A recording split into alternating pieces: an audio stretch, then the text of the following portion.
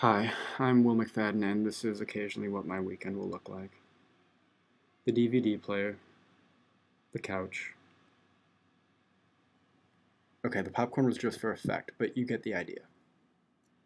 As much as I like watching a movie in my apartment, I have to admit that I do miss out on that theatrical experience. You know what I'm talking about. A couple hundred people tapping their feet in a strip mall somewhere. They're all waiting to get into one of these 20 theaters. Half of which are devoted full-time to the sequels or the remakes of some TV show from the 80s. I mean, seriously, I feel like somebody's making fun of me here. Then you grab your snacks from what could easily be the counter at a fast food restaurant. You sit down in somebody else's garbage. Free refills, by the way, if you get the big bag. And then, of course, there's this guy, though I'm not exactly sure what's going on or what he's trying to tell me. And finally, the people you have to sit next to. Am I right? On the mic. On the mic. Tell him on the mic. You should say, I farted. How's that for atmosphere? Alright, I'm not totally opposed to the multiplex experience, but watching a good movie there just is not possible. To me, it seems like it was designed for a certain type of entertainment. Just a little bigger. Okay, I don't want to get too nostalgic here. In fact, I don't even know if I'm old enough to do that yet, but I really wish that there was still that type of theater that relished in being excessively opulent, with buildings filled up with a surreal and completely superfluous grandeur. It sort of made going to see a show feel more like an experience and less like a business transaction. So whatever happened to those old-fashioned theaters? Surprisingly enough, one still survives here in downtown Champaign. The Virginia Theater. Okay, maybe it doesn't look that spectacular now, but years ago when it was in its prime, it was quite a movie house, and the people who are working there now are trying really hard to get it back to that state. I wanted to find out more about the place, so I got in touch with Jody, who does the marketing for the theater. That isn't her. There she is. She showed me around the place a little bit, told me a couple of interesting stories. One of the old original posters from the theater. Very, very offensive poster. The shuffle alone has all-color review. I don't know why we still have it hanging, but you know, it's one of those things that reminds you how far we have come since they've been making posters like that. So Jody's excellent at this, punctuating my over-idealization of the past with reminders of all the things I'm glad we have changed. And that's a funny part of her job, really. Even in a venue that's almost entirely dedicated to preserving the authenticity of this bygone era, her main marketing focus is on social media. But how else can you get people in the door? Once we get inside, it's clear that this place is as far from Web 2.0 as possible. oh, it was amazing. Yeah, and I sat right in the front row of the center. It was pretty fantastic.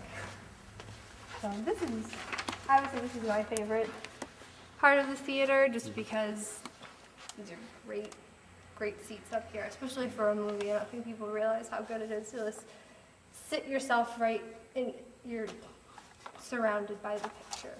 So.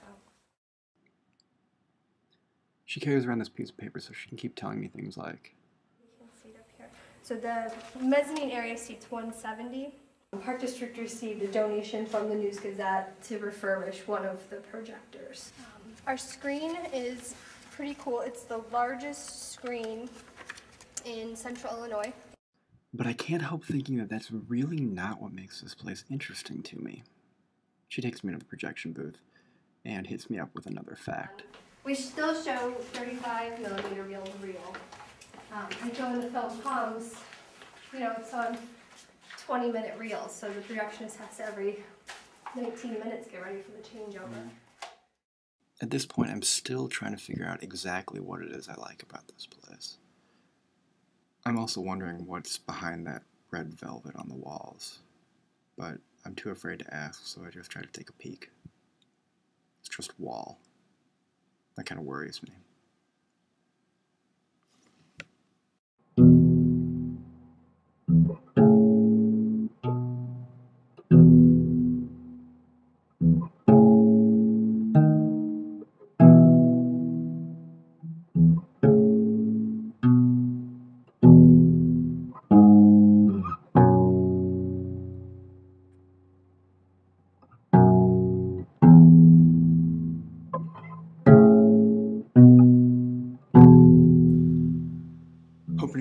insight on the appeal to Virginia, I asked Jody what got her involved here. And this shop came open about a year ago, and I jumped on it because I just love this theater and I always love coming here.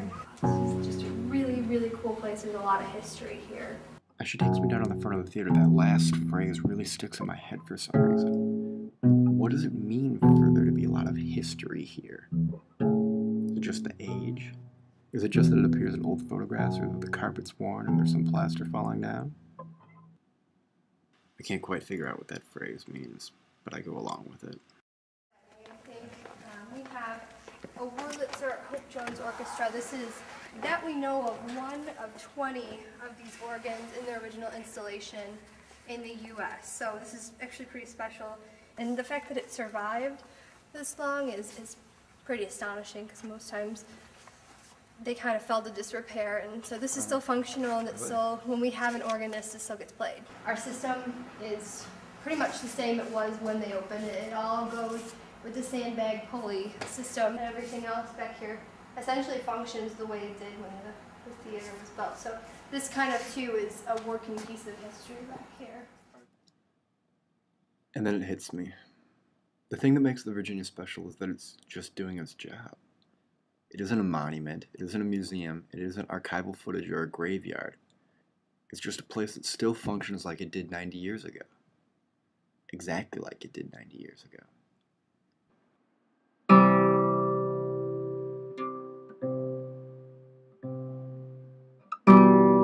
A working piece of history.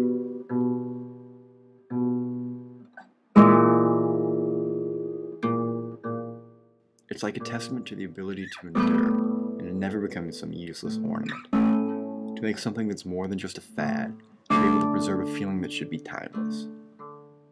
The Virginia is important not because of its age or the history of the place, but because to the Virginia there's been no passage of time, no history. It isn't stuck in the past, it's focused on doing what it's always done. Putting on a show.